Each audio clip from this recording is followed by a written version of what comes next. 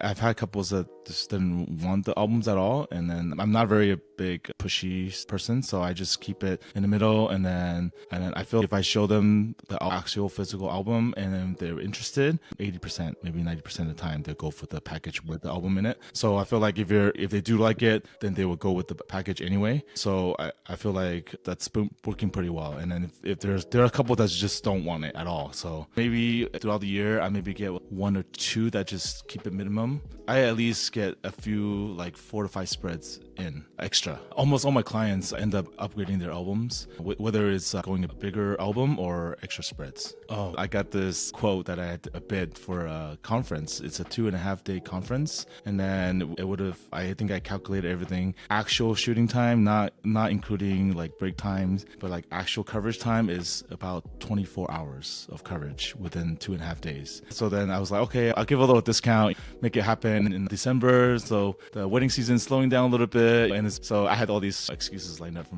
myself to lower my price just to the conference, and so I had lowered it pretty darn low. It was like, I think it was like $5,000 or something for 2.5 days of coverage. And I knew, and then that was like with a 24-hour turnaround. So I had to turn around the photos after the conference within 24 hours so they can make all their things to provide the sponsors. So anyway, I ended up losing the job. Even though I lowered it, I actually lowered it twice. I lowered it one time just to get the bid in, right, under their budget. And then they came back and said, oh, could you go under 5, whatever. I was like, okay, so I was like at 5. And then, and I even showed like all the breakdown, like how it was priced out. So I lost it. And then that same night, I actually already had a album design virtual session with my couple. And then this couple was actually got married last year. But then because I had the album in the package, finally came back like, Benny, okay, let's do this. It's okay. But what happened with this couple is I actually ended up designing a full 100-page album.